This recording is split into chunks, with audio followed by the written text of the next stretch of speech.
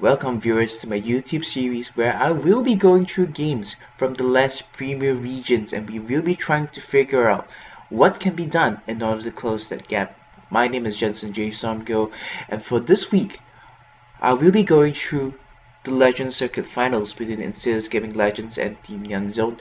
Previously I went through the first game of this series and now I bring to you game number 2. So what we're going to be having here is the finals game of the Singaporean circuit. So in this case, it's sort of similar to the challenger scene.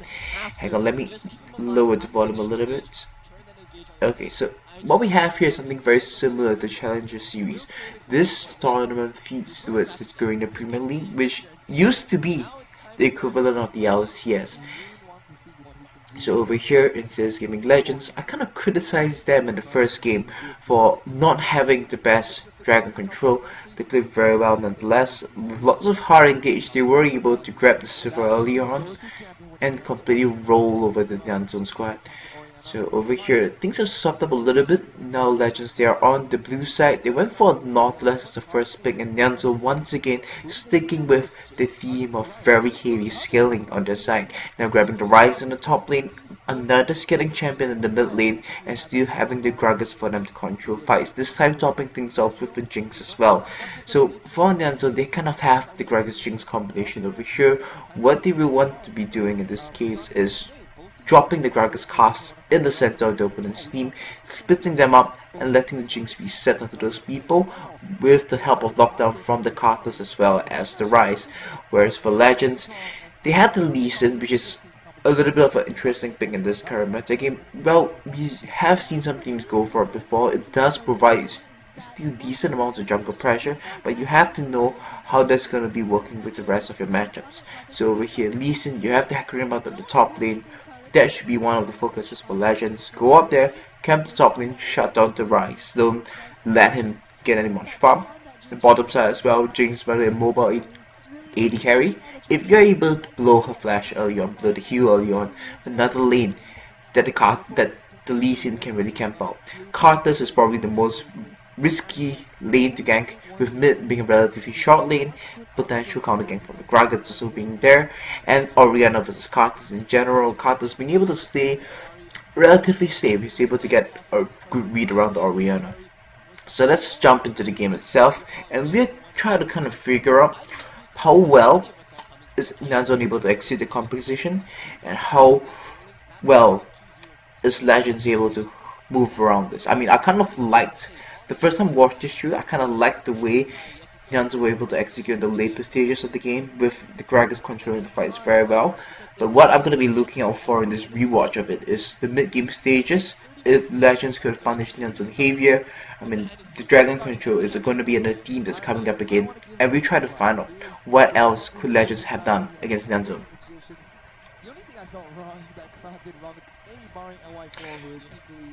Hit into the game. Let's skip for a little bit more to about here. Okay, so NYZ does this very interesting thing where they show the AD carry at the top side of the map. So let me full screen this. They show the Jinx up here. They hide the Jinx up here and they don't let Legends see this, and this might have kind of fooled Legends into not going for lane swap in this case. I mean, there's a few options that Legends could have gone for, and like they have the Hecarim over here. He doesn't really have a smite, and he's able to start a camp out early on. But when you're up against a Rise, you kind of want to lane swap against him, render his early laning as difficult as possible, because when you lane swap against a Rise, you deny him a lot of farm early, and that delays his tier, delays his Roar of Ages, and kind of delays the power spikes coming from NYZ.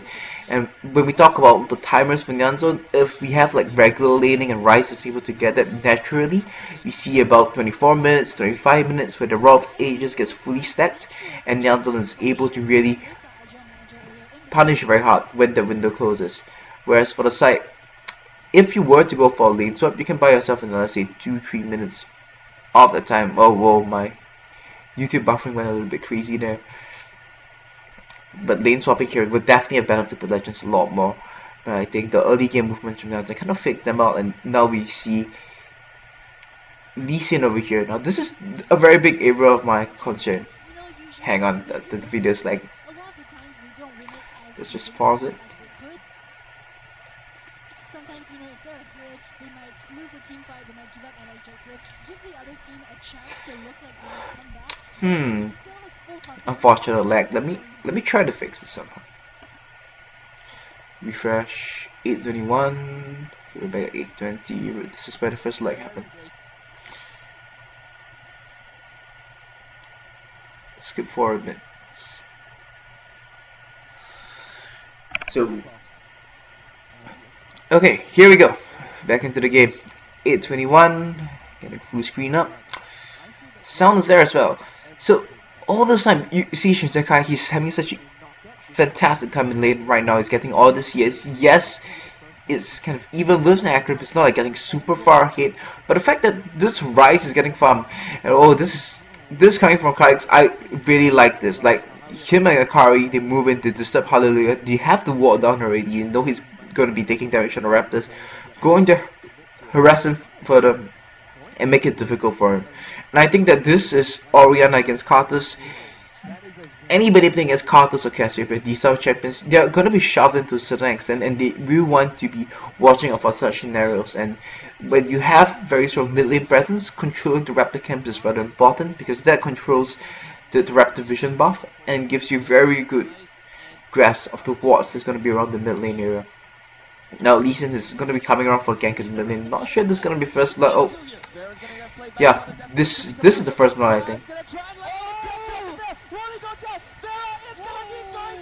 So like I was mentioning, that Lee Sin should be the one visiting the lanes and getting things camps happening. Akari actually is the first person to make something happen. And yep, this is good from Hallelujah. Comes up to top lane, shuts down the Rise. The focus should be here.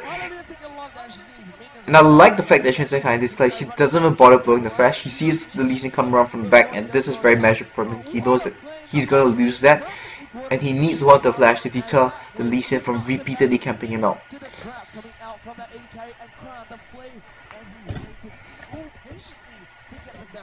TP as well, helps up quite a fair bit. And meanwhile, this entire time the Jinx gets a hit. So I like this jungle movement from Akari, really just moving it in. Okay, I'm just very curious to see where the Lee Sin goes for now, but for the rest of the laning phase, I'm just gonna spend some time tanks, I'm sorry. So most of you know I'm the coach of the Nyanzong squad. He won the Legend Circuit Finals recently, and I'm rather happy, but I wasn't able to be there because I'm currently in exchange in the USA. So yeah, nothing really happens here, but so when I first got here, when I first got off the plane, it was actually quite a massive experience, because I didn't have a house to stay. Like the house I'm in right now, my lease only started this Monday. So while the finals was happening, the entire period of time, the entire week before the finals itself, I was actually in America already, and I was just struggling to find places, struggling to find Wi-Fi. And some people say, oh, isn't it summer in the US? Shouldn't it be really warm over there? Oh no, here in Berkeley, California, it is freaking cold. Like somehow, because they're next to the Pacific, the temperature is like 13 degrees Celsius. That's like air conditioning. It's like when somebody goes crazy, the air conditioning, and turns it all the way down, and then you drop it another 3 degrees. Yeah, that's how it feels like on the outside over here. I mean, thankfully I had a few friends who gave me some place to crash, gave me some place to stay, and then the other challenge came. I was like, how am I gonna find my Wi-Fi to be able to watch this? And okay, this is very interesting coming from Legends. Like in this case, you see a 6 minutes. They go for this delayed lane swap up to the top side. Like, I feel that this is like super weird. Like Shinsekai moves in, exhaust comes down, and this should just be him blowing flash to get out of the sun. He doesn't even die in this case. So now he sees that this is a lane swap up to the top side. He's got a ward to watch out for him as well. And Nyanzong responds by setting up Kra over here. So it's a 2v2. And it's a range champion against a range champion. And usually lane swaps work in general against the Rise. It's because he's so low early on. Diving in becomes really difficult. And you're able to kill him down in experience as well as gold. But now you're going to create a 2v2 situation. And all the opponent needs to do is set up the support, and he's going to be able to farm under the turret or even farm in the lane rather comfortably. In fact, NYZ, they're even buying insurance, they're setting the jungle up to top side, they're investing resources to make sure that the Ryze can go ahead, to the point where they even lose this red buff over here. Did they lose it? Yeah, Hallelujah gets it. So, this is a very questionable lanes are coming from IGL. I really want to know what's the reasoning behind they wanted to do it. I mean, it could have just been a very poorly misread attempt at trying to slow down the Ryze, and if they wanted to do so, they should have shot from the start. But they kind of got faked out. They should just committed to that and kept sending the Lee Sin to top. So now look at what this causes them. So they remove more members away from the bottom side. Camping the Ryze is one way to get a hit. Camping the Jinx is also another way to get a hit. And in this case, Legends, they can force lots of early dragons. So I was talking about this in the first game. You take the first dragon between 6 to 9 minutes, even 5 to 9 minutes actually with this team composition, because you got Lee Sin. And that should be what Legends is looking for. Go down there, take early dragons, and make NYZ in a very difficult scenario as they are approaching the scaling points. Like when they're approaching the sweet spot, when they're approaching the 25, 26 minutes, you want them to be saying, do we defend dragon number 4? Do we defend dragon number 5? Or you open up the possibility of going for Baron as well. But now, as Legends, you swap your bot lane up to the top side, and yes, you have Akram on the bottom side, but it's so difficult for you to do the dragon right now. In fact, NYZ says, you know what, never mind, Shinsekai looks fine up in the top lane. We're gonna swap our support down to the bottom side, and now this is just not possible for Legends to do the dragon at all. I mean, they can try something really ballsy, like you're never gonna expect it, Lee Sin goes in for the dragon, and maybe that might even happen better in this case, but they're gonna try for a dive onto a level 7 Ryze, and this is when he has the really sick spellcasting presence, and he's just able to just throw out, cycle these spells so well. If the hook landed, I'm not even sure if they would have gotten him. And they see the jungle at the top side, and NYZ are the ones to start the dragon. So the focus of this game is just spiraling out of control, coming off this decision to lane swap from Legends. Yeah, NYZ just going to look like they're very content to sneak that very early dragon straight top territory. Shinsekai though has that ward over in the tri-bush, so knew that 3 members of IGL were probably... Like, getting turrets are nice, especially the outer ones, because it gives you about 1000 gold, accelerates your team about 300 gold faster. Crowd goes for the hook, he will land, he's gonna go in, yes he does, NYZ gets ignited, he has no flash, he is the horsey, red quick comes up, but that's not even needed, the super mega death rocket will be enough to take him down. Up in the top lane, no, Shinsekai just got killed by that. Yeah, this I think Legends in general, they're not getting a good read of the situation. Like that death by LF on the bottom as well. Like they went for this external lane swap already, and they should have been the one going for those dives on the Shinsekai. I think they got the kill here. Okay, so they did get the kill here. So things are still working out. But in the meantime, their top laner is not respecting the jungle presence as well.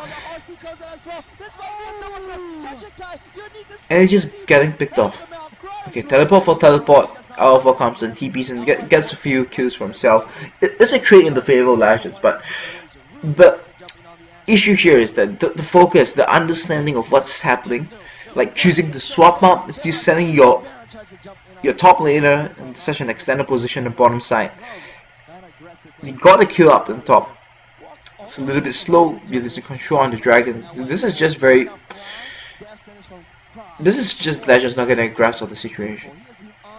With those plays. Kra is making a strong case for that first pick fresh, right? In the first rotational picks, yes, it's red side. Okay, let me skip forward a little bit. I just kind of want to watch this again. Yeah, they try to go for a kill here, got really greedy for it.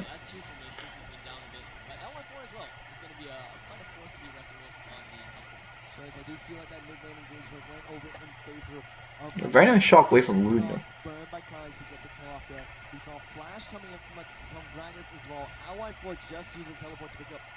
Was there any way they could have avoided that? Definitely, but still a game very close to call at the 12-minute mark. That's finished to go in favor of IGL. NYZ, however, did manage to pick up Dragon in the meantime due to the consequences of that lane swap. No, maybe that's just for understanding their limits and knowing that Carlos can't go in like that. In terms of Okay, so NYZ they push down the bottom side. They have the top pressuring down. Bot lane is pushed in and they're shoving at the moment. Hallelujah. In a very weird spot. It's 1-0-1, so it wasn't as bad as I thought. Because I remember watching this game and I was like, oh, Hallelujah, he's playing this Lee Sin. There's supposed to be this really. You're supposed to get this really strong early jungle presence, and I remember him not having it there. But rewatching this 1-0-1, it's not as terrible as I thought it was. It's the lane swap. It's the lane swap that really cost him. Like Hallelujah did the right things. He went up, he got the early gank, and then the lane swap just really screwed him over. Because you go up, the dive was so delayed, they didn't get the dragon.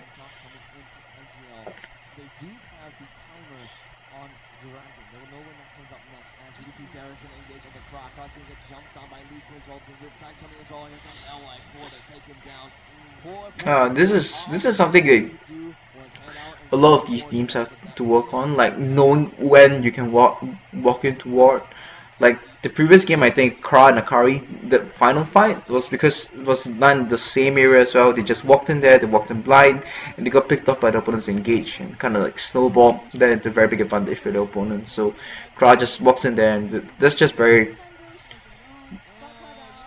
not having a very good awareness of the situation. Like you have to see what's on the map, see where your opponents are shown, and then kind of decide where would it be safe to walk. Like the moment you walk out of the lane itself, or even sometimes when you walk out of your turret range, you're thinking it's a matter of increase because the further away you walk from the turret. Like around here is like super safe usually because you have the turret over there. They need to put a lot of members if they want to dive you, if you've got that much CC. But the moment you start to walk further out, you walk to the brushes over here, you have to know, would it be possible if my opponents are waiting over there? You can kind of like use things like how long has my opponents been missing? Are these their item timings? Are they back in the base buying? Or is there a buff timer going on? And use these kind of things to eliminate and use a due process elimination to decide whether you can actually go into war or not. So this is something that a lot of people do from intuition from solo queue, but I think that there needs to be a certain science to the method, like trying to figure out exactly when can I roam solo as a support and roam ward, and when do I need to call backup from, say, my jungler, my mid laner, my AD carry, even in certain situations.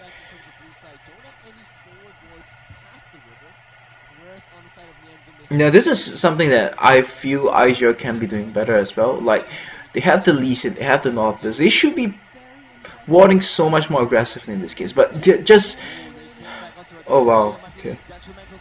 He may be the first to go down, and he will not be actually, as they do take down Jinx and Thresh. Finally, Hallelujah goes down. Kratos is still alive, but he's going to go down in a good position for him to deal damage. Redcrest coming out. Root should be going down here. No, the shield will be enough, as Valkyrie will be able to flash away. LY4 now needs to escape from the Shichikai and parry combo. One more stare might be able to do it. He tries to go for it, but it's just not quite enough. They trade. Okay, let's rewatch the fight and see what happens. To stop them from taking Dragon. To deal damage. Finally,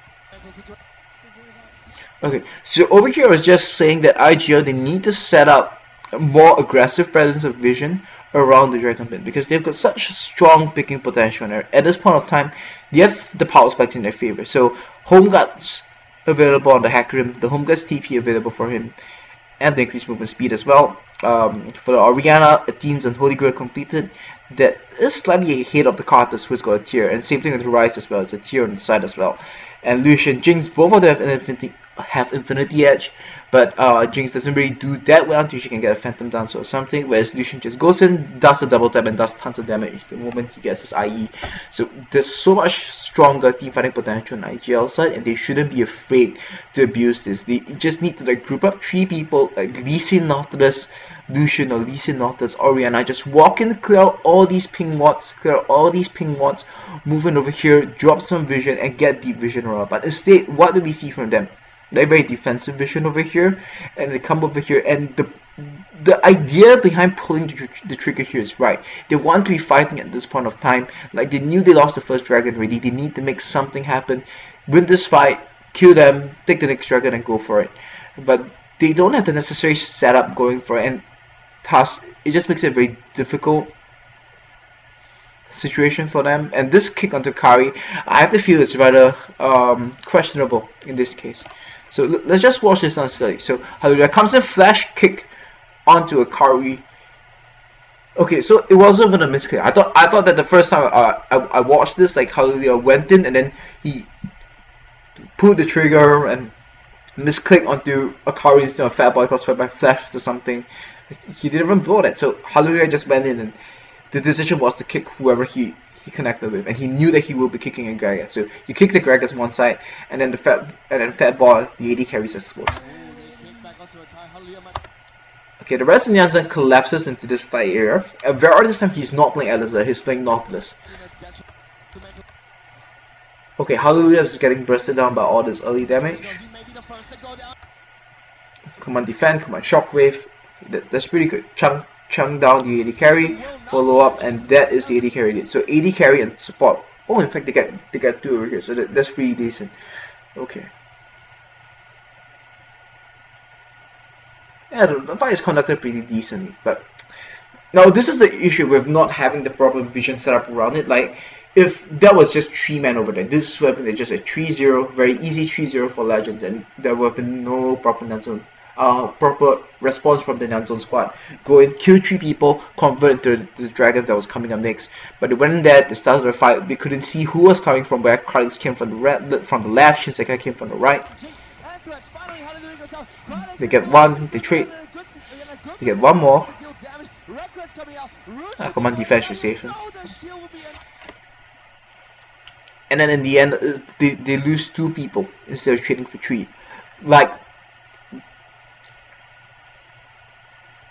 even if they went in the first place, like they trade Lee Sin for 2, trade Lee Sin for 3, they have to jungler. They only have jungler and say Rise in this case.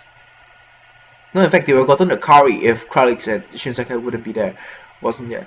So this is the thing. So when you want to play picks, when you want to team fight against your opponents, you need to know what is the strength like in order to decide how do we engage into them and where do we cast our spells on. Like, that made perfect sense if it was only 3 people over there. Kick the Gregors away, burst 2 people down, dead turn on the Gregors. Makes perfect sense, or go for a fight.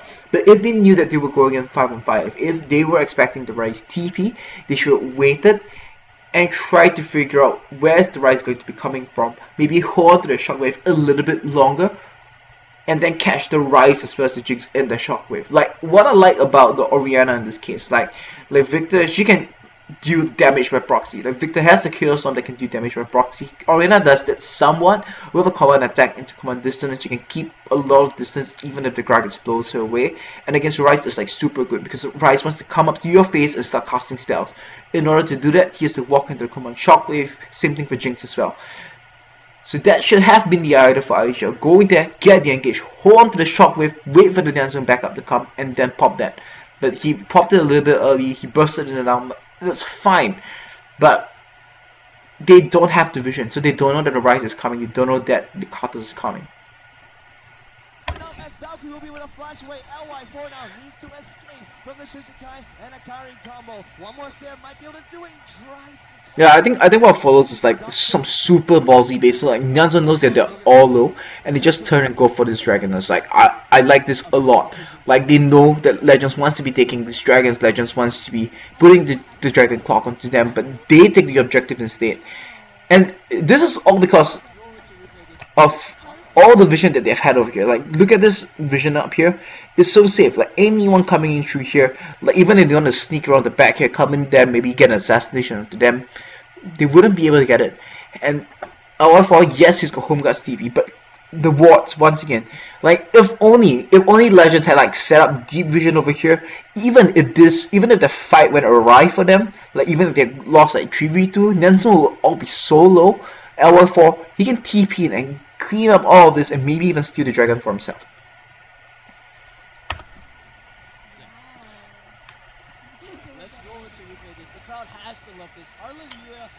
Yeah, so this is the fight again. So once again they engage, and look at the way that they're dropping all of this. And look at it, the timing of the shockwave is like what I was saying.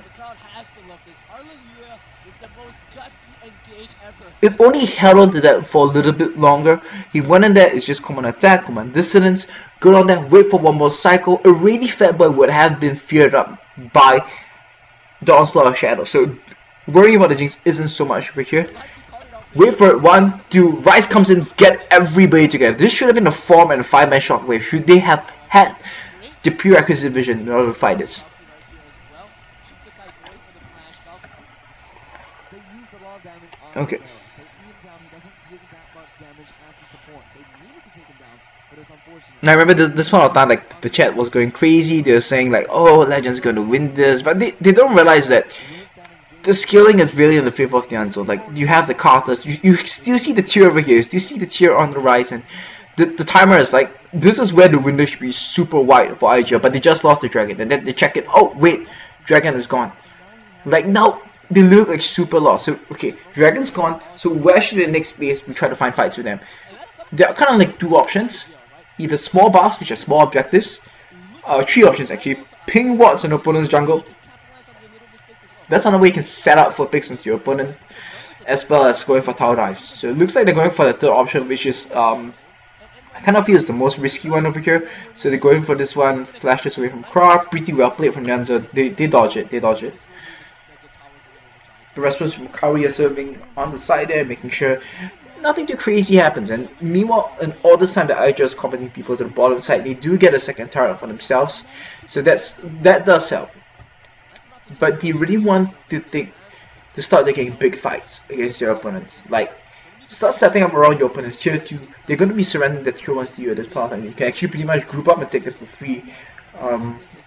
She's like a response to the top. They're pretty decent. Just goes out there, picks it up for himself, closes the goal gap. Oh, Nanza's only 1,000 gold behind at this point. Okay. I mean, once again, when I was watching this the first time, people are messaging me as like, oh, well done, they finished second and stuff like that. It felt a lot bigger. This gap felt a lot bigger as compared to previously. Good potential for Engage, as you mentioned. I mean, no one really wants to see a pony with that Orianna ball charging straight at you for that team fight. The thing though is that, you know, Shinsekai back again on that rise. You mentioned time and again how if you pick that rise on your team, you kind of expect yourself to fall a bit behind early. So right now, 18 minutes in, still about just 2,000 gold behind. Not too shabby for me. Balance with this Rise and Teal pickup. It's not going to deal as much damage as Rise can potentially distribute, but it's going to be a So Nelson splits 4 and 1. They've got some connecting wards between the 2 lanes, so they can kind of spot people if they want to go in for Shinsekai. Yeah, they see the hacker man Noctis come in, straight away backs out. Now every time Legends they go for such an approach, they're losing like 30 seconds, about the minute of their window. Like they move in for some aggression, and in general this window is closing. Like when I previously brought it up, that's like 15 minutes. They didn't get the prerequisite vision on the dragon, and they ended up losing the fight. I really feel that Nautilus, Lee Sin, Dushin, just 3-man walk into Nyanzo's jungle, just ward up the place, see somebody, kill somebody, like move super aggressively in the side of the jungle. This is what they really need to be doing right now, forcing messy skirmishes. And in fact, the hacker must teleport as well, so there's every reason to just go in, get the deep vision, and set up for picks. And oh, once again, they're just trying to camp out the lanes over here.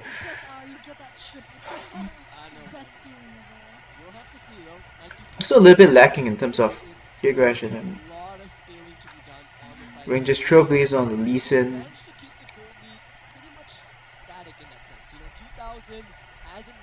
Interesting. Okay, I'm not gonna like criticize it too much. I know some people felt that this Rangers Trailblazer could have been something different, but I think it's kind of okay in the big picture of things. And in the face of the loss, it's like not getting the vision around Dragon, not getting this deep vision, and the early very questionable lane swap. These are the 2 things that really seem to be costing Insidious Gaming Legends.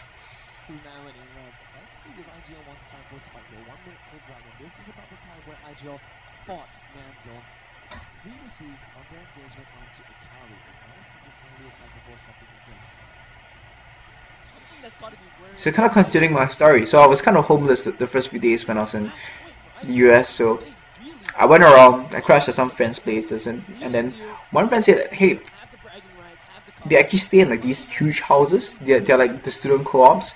So like they own these huge properties and they like lease it out to students who are in need of housing and stuff like that. So there so happened to be this spare room in this place.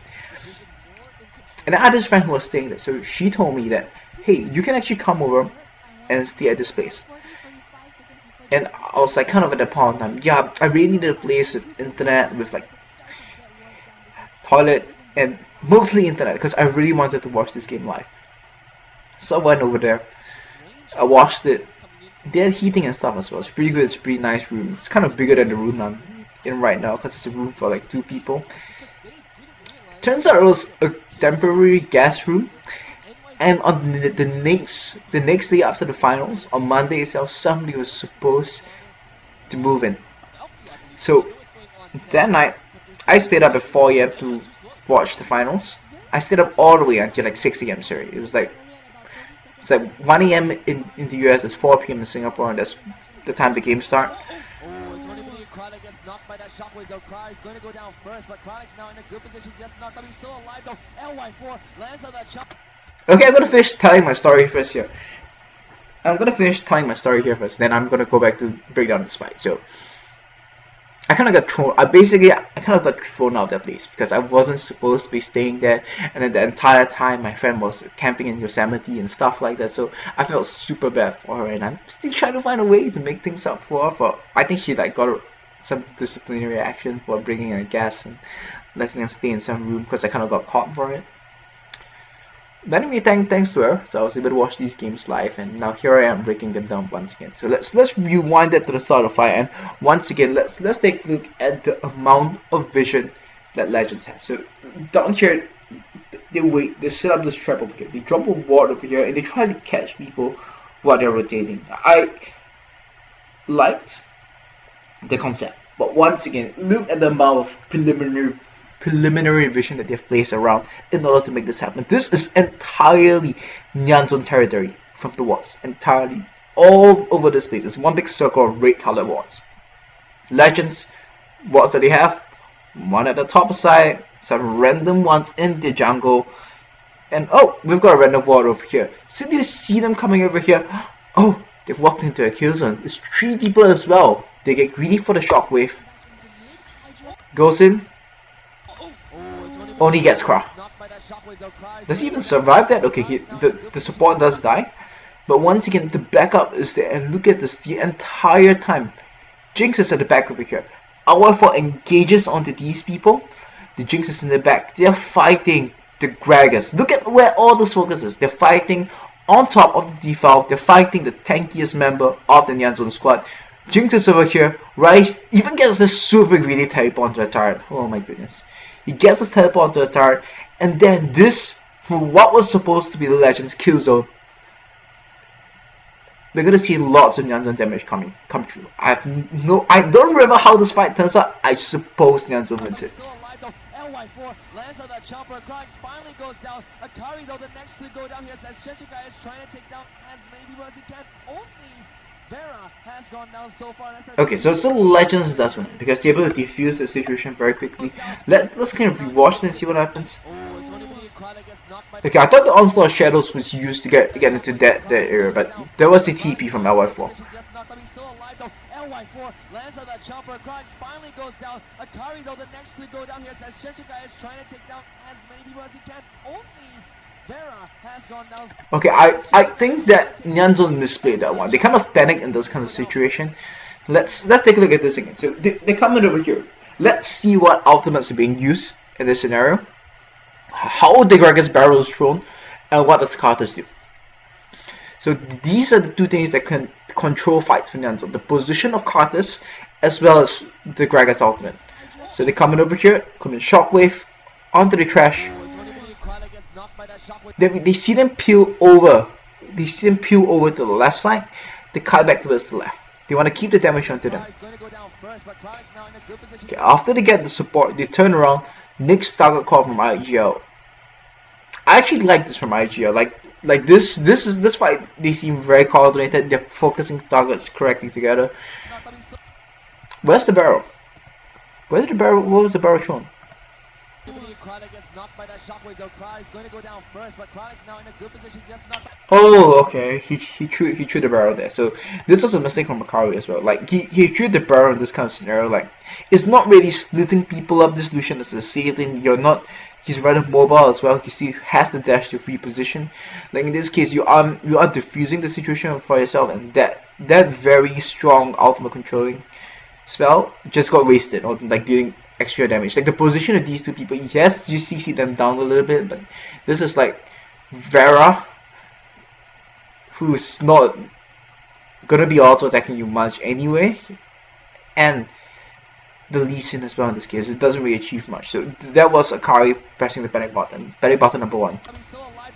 And this flash from the Carters as well. Like I was saying, this entire area here is in the unzone kill zone right now because they have the Carters over here. He can drop the wall and stop them from moving and just slow down everybody over here. Jinx on the right side shoots, Rise on the left side shoots in them, and then whatever that they want to do after that, Chompers has him dropped as well. I think he does lock up somebody over here.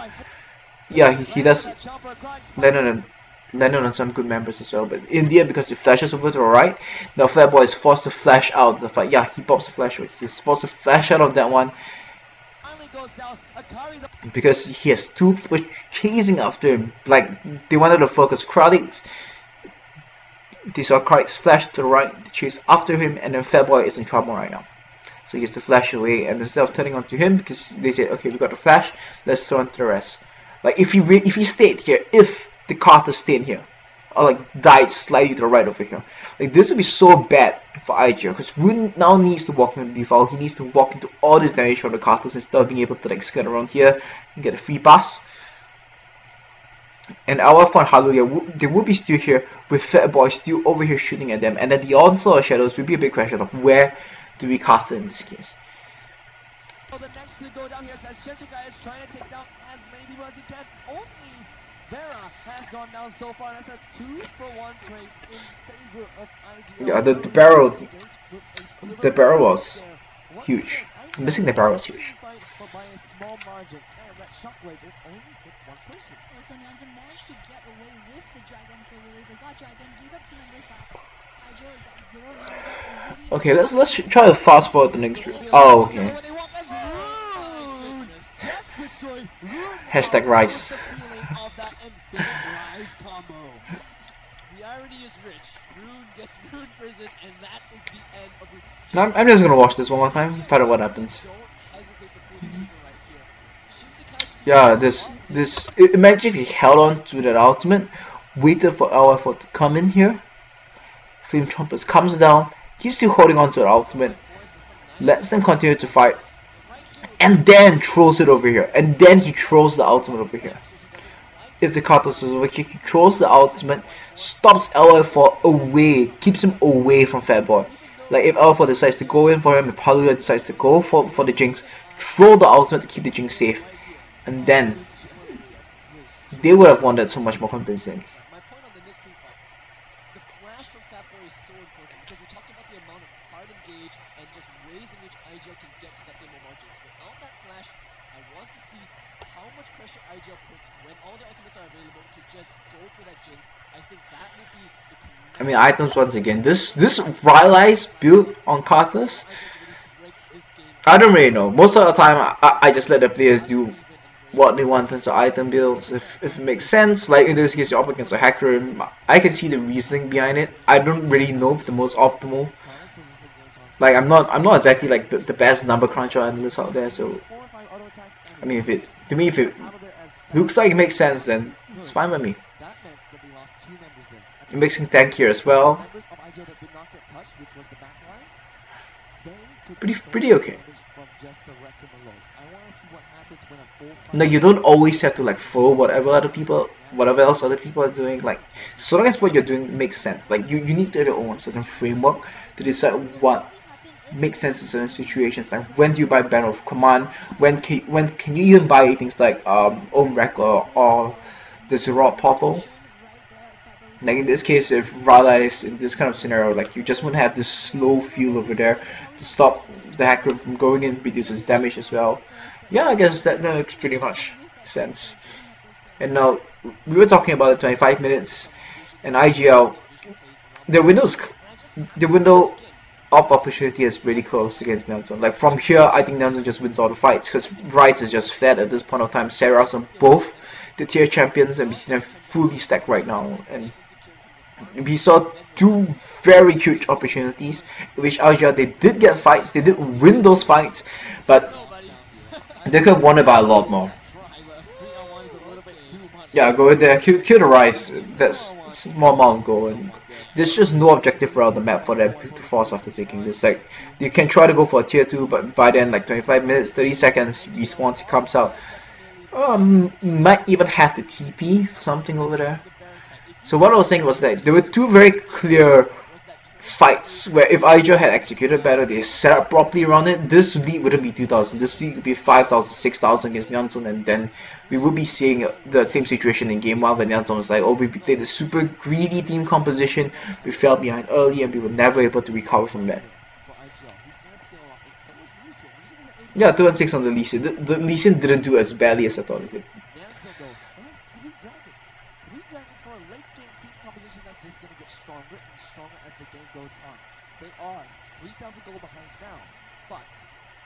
Do you miss Dragon number 3? I'm just gonna rewind a bit. I think I missed Dragon number 3 somewhere.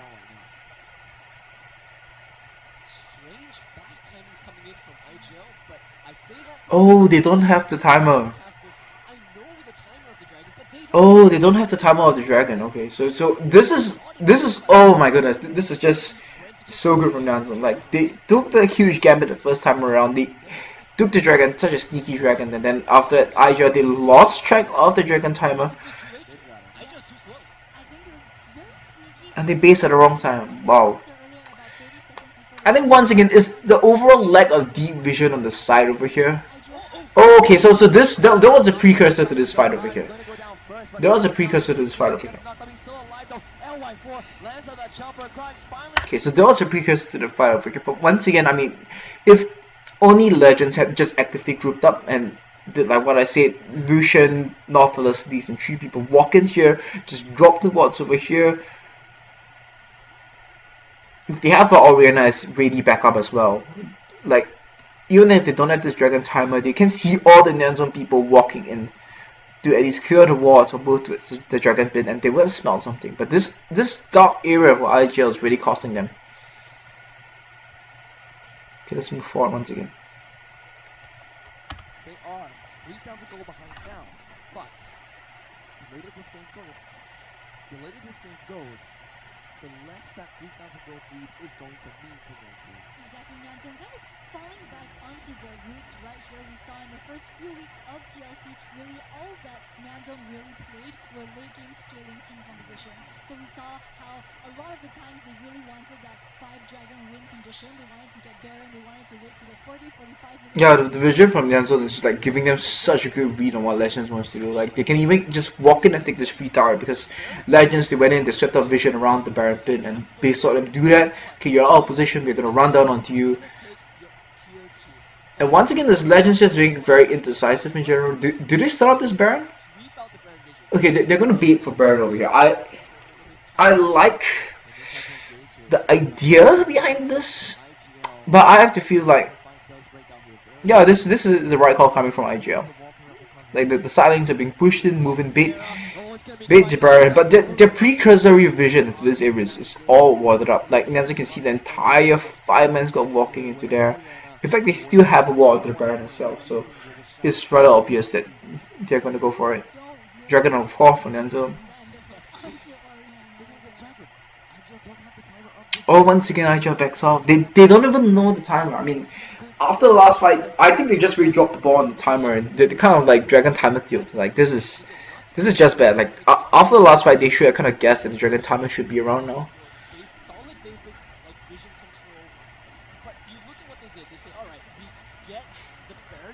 Now that's dragon number 4. So now suddenly Nyanzon can try to for dragon number 5 as well as the Baron in another 6 minutes. perfectly safe. IGL's answer should have been to swing towards the Oh, middle there's lane. this ward over We here. saw some Yeah, good they see the movement. ward and they're like, oh, Too okay. slow, my friends. It is that moment when you drop the ping ward, Same problem that they and had then in the you're like, previous game where some oh, team members, they want to take this objective is and that, send oh, it to 115, yeah, the that they're base. freeing right now. Going onto a carry here. Carry does get engaged on the Kari side of comes in. Shinji Kai tosses ultimate, dealing a lot of damage to Vera. Vera managed to go down here. The first one Whew, is Rice. after they were the ones that got engaged on here. Nyanzo pick off a member from IGL and they're I mean, he's really strong in that case. I mean, but you put a Cassiopeia there, you put any Really, really scary. And we've seen damage over time champion over there, and you're just gonna get melted. IGL if they continue to be of a split mind. Because unlike, a disengaged champion, Nautilus, once he goes in, you have to commit as a whole team. And we've seen IGL twice now, both in this game and in the previous game. They can't decide, do we go in, do we commit? Now this is just slowly becoming a struggle for Legends because they had control over the Baron pit at one point in time, then they surrendered it, they dropped the kill, they've given up the Dragon and all this movement around, they tried to go in for Kralix. by two members in the mid lane. There's three there now. Oh, they do get a kill. Destroyed by IGL. Picked off really, really quickly. Not the position you want your Karthus to be in. He smartly did not blow his flash though. Kept that one I mean, this is very interesting because like Nyanzo, they're like making all these really ballsy plays, and we see payoff because they're having like all this sort of scattered vision around. It gives them a very good idea of what IGL have. But I think this is where the inexperience of the team shows in general, where they're not expecting the full kill potential of the opponents, and then we see things like Shinsekai getting picked off on the bottom side. We see Kralix getting killed in the mid lane and stuff like that. And it is a result because they're feeling like really confident, and their confidence is the same confidence that lets them make that same Dragon play over there. Okay, let me think of a better way to phrase it because now that sounds like some mumbo jumbo. What's this confidence thing? Or rather, they're more willing to take risks because they've got all this vision around there. So if it gives them a good feel of where IGL is, and then it's like, okay, if it's not here, perhaps I can farm from the lane over here, and then there are like some blind spots where they didn't recover very well. We've seen this before. We've seen this one before. NYZ needs to be a little bit careful here. Nyanzo Yeah, they're just dancing for Baron vision right now. It's 4-4. Poke slightly in the field of Nyanzo. All members have their flash except for Akari. look at how far back And this is the problem. Like picking a top lane matchup is super important because when you pick something that can't really deal with a split push, if you open the top lane split push, you find yourself in this late game scenario where you're just in such a struggle. Like, do I defend against him? Do I try to engage with the rest of my team? And then it puts on a lot of map pressure for the rest of the team to make something happen, to create a TP player or something. And now we just see Shisekai is just pushing the bottom lane, and our force is struggling in general to just deal with the Rise. IGL is treading into dangerous territory right now. It is approaching the late game, and Nyanzo are just going to scale fantastically when that hits. At the same time, the next team fight Scale fantastically. this game. What a way to describe it, man, Castus. Just is small skirmishes here and there, and both of these teams are well equipped. Skills amazingly, skills fantastically. I really want to see who comes out on top. Skilling is kind of skilling. The worrying thing is that if you look at it, we were talking about how the stats I guess you can skill well into the late game. put them in a good position. Yeah, I guess you can skill amazingly. Okay, yeah, this is what I was talking about. Like now you feel so much pressure, you're just going to be like, okay, you know what, guys, I can't deal with the Rise. Let's force something, make a fight happen. I'll TP in, and then we try to make something happen with the home guards. LY4 was waiting in the base for Hold on. He's actually going to go and defend against Shinsekai. On the bottom lane, he's going to charge. Yeah, but the wave hits the turret, and LF4 feels compelled to defend. Not quite. Shinsekai looked like he wanted to go for it there. Merc Threads is on Hackram, so he does have that leeway of tenacity to help him out when he engages in. I mean, once again, like you have this very strong building presence. I don't really know if they can still do it at this point, but I feel that these wards need to be placed deeper. If they want to make these teleport plays happen, you need a ward here, you need a ward here, or maybe over here. So that when Nyanzo walks past these lines, when they walk past these lines, or when they walk in here or something, you can get these very strong TP flanks in onto them. Like even if they clear out one over here, you still gonna ward for you to TP in for a very good flank. I guess it's Hackrim though, so you can kind of like engage from maybe even like this ward or this ward, but that's kind of like pushing it. Okay, Legends to start the Baron. They are forcing NYZ to have help. NYZ, they are going to be forced to do something about this as Baron is getting taken down. Reload. The Hecarim teleport is. Oh, they check it. Yeah, they check it. Hallelujah, taking a lot of damage from that. Valkyrie takes a lot. No! Super Death Rocket just whips past. And now, Baron, this might be for NYZ now. They're going to try and take this one down themselves. They managed to take down everybody on IGL down to about half health. Baron is at half health as well. Chronic still at half health. Jinx just does so much damage, and Hallelujah is just way too low right now. Pharaoh charges in with no help. He knocks out Shinjikai but goes down. Rune takes down Christ, but now NY forcing the backlines with no flash. Lisa tries to engage onto the Jinx in the backlines, but she takes down Jinx. This is team fight for NYZ. They're gonna ace the team fight right here. Exodus only the Valkyrie who's trying to take down Pharaoh. That's not the target. Okay, let's go through that one more time. So, let's start from Legends' perspective. Okay, you know what? We need to make something happen. Let's do Baron. Oh crap! They checked it. We back off. That's the correct call. I mean, if they stayed, that would have just been them 5 and dead under the Baron, and they lose all of this anyway. Nyanzo now chooses to turn and start the Baron. Like Legends, they move it over here. They try to contest it. Okay, so they don't even really start this fight. It's like Vera like comes over here, he hooks up Shinsekai by himself on the side, like Lee Sin's all the way over here. The person they really want to be kicking either the Karthus out of the fight or the Jinx into the fight isn't really able to help. I mean, he's like super low as well from the Baron. Like this was just ill advice from Vera. I mean, it's kind of like desperation. It's a desperation fight. Like, okay, we just lost the Baron. Maybe we can try to kill as many Baron bosses as we can. We get one. Fairbot doesn't even blow heal. Wow. Yeah, that's just a really good hook from Crow. No, it dies in the end. Dragon just came up. This is going to be an inheritor and the 5th dragon along with Baron Ball for Nyanza. Yeah, and that's dragon number 5. And IGL, it is their time to go down. No matter which way this series goes, this game will sit in IGL's mind. Why didn't we do something earlier? Oh my goodness, Baron as well as 5th dragon could be NYZ's. Definitely will be NYZ's if they swing over there right. I mean, the caster isn't wrong here. Like, they could have done a little bit more things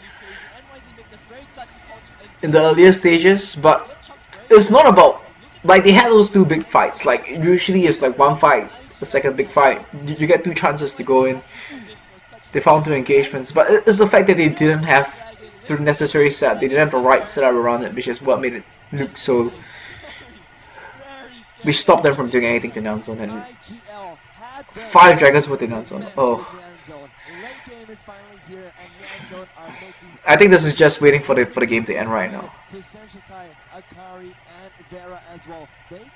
Like, once again, like the plays that they're making now, all these walk into opponent's jungle, try to find picks with the Lee Sin, with the Nautilus. This is what they should have been doing earlier, but it's just too little too late. Just too little too late.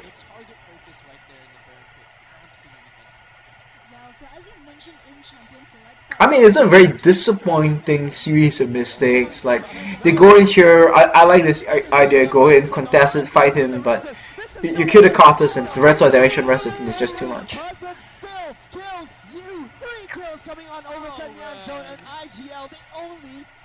This was a game, I think. I can't really remember.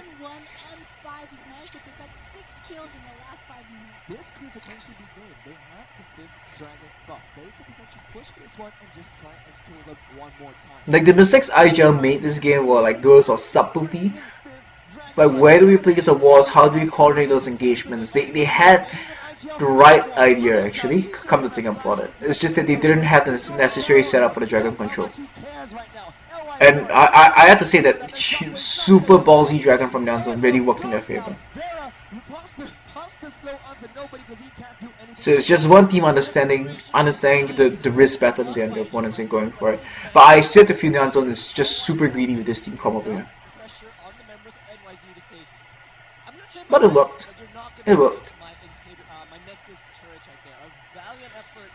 So 2 hits, Baron and Dragon 5. Here, this is almost clearly saying, I am so happy to be the sacrificial. Here we have the king big damage right replay. now, right? Because oh my goodness, with the fifth dragon and the Baron buff, Boom. IGL just realized, you know, they're Now the safeguard keeps him alive now. terrible mistake. Right there, that was them saying we should not have done that. That is where IGL needed Orianna for that shockwave. No Orianna available. Orianna was all the way in mid lane. They tried to pick off Karthus, but it's the late game dilemma once again. Do you take down Ryze and Jinx, the two heavy single target damage players of the team, or do you kill the AoE damage coming from Kralix? If you kill the I mean, I know that was kind of like a discussion, like who should be the MVP of this series, and I'm kind of thinking about, like now after watching all of this, who's the real MVP of this game? I don't really know. I want to say is the person whoever who made the shot call to go for the dragon deserves it, but we can't really see that from the game itself. Going out to Kralix, but that's Baron gone, and instantly the Nautilus is dead. We've seen this before. Nautilus, you have to commit as a team to go into. I think people in general need to stop doing that, stop blowing the Gregor's ultimate so easily. Like that's a super strong spell. I honestly think Gregor's ultimate is one of the strongest spells in the game. It's not gonna hit him. Hit somebody else instead. Somebody else ate it for him. Like, it controls fights so well, it lets you knock immobile targets out of fights, it lets you peel for your AD carry so well. Nyanza look like they're in a very good position right here to close. So Baron buff and fifth dragon still, yeah, both buffs 3 are inhibs. worn off by them. The thing is, all the wings pushing in their favor, all the outer turrets down right now, 10 to 3 turrets. There's really nothing IGL can do at this point. There is absolutely. Yeah, Fatboy's Jinx is really massive this game. And I have to say that his positioning is really good. Goes down in a 3-on-1 against Senshikai. He's still trying to take down Oh, Rune dies. all by himself. Fatboy, he's gonna try and take down the Horsey's Hall. Vera comes out from a respawn just to die. This is Yep, game there we go. over It's the Nexus. to NYZ. And Nanzo, Okay, they so go let's kind of think about what I was talking about. I was trying to look at early jungle pressure. That was okay from Hallelujah at first. Like, I really thought that Hallelujah was a very big villain in the series for Legends, but it turns out that he actually played fine. Like, a lot of people were telling me like he played really badly, but I think he did the right things. It's just a very big picture decision making from the team that isn't there from Legends. It wasn't individual mistakes that cost them the game this time. It's just like not getting to the deep vision before those fights. If they had gotten the deep vision, if they knew who was coming, where they were coming from, those fights would have been so much more convincing in their favor. Like I was showing in that first fight, the shockwave, you hold on to it 1 more second, 2 more seconds, wait for the Ryze to come in, and then it's a 4-man shockwave. But put the trigger a little bit too early, was too eager to get the picks, and it ends up being still okay in Nyanzo's side. It still ends up being okay for Nyanzo. Like, if they got the deep vision, they would also stop like those super ballsy dragon plays that Nyanzo were able to pull off. And the lane swap, yeah, the early game lane swap really just messed things up quite a fair bit for Hallelujah and gave Shinsekai a lot of space.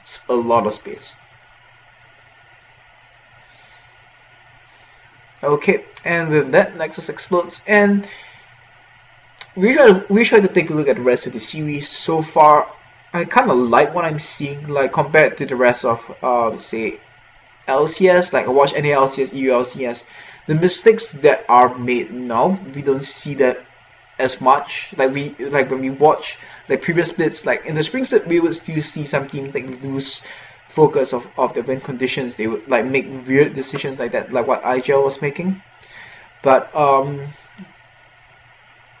I wouldn't say like this is like some absolute bronze level game, like oh they should be playing, and I don't know. It's rather it gives me hope to watch the game.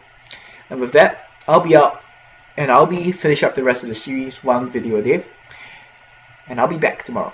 See you guys.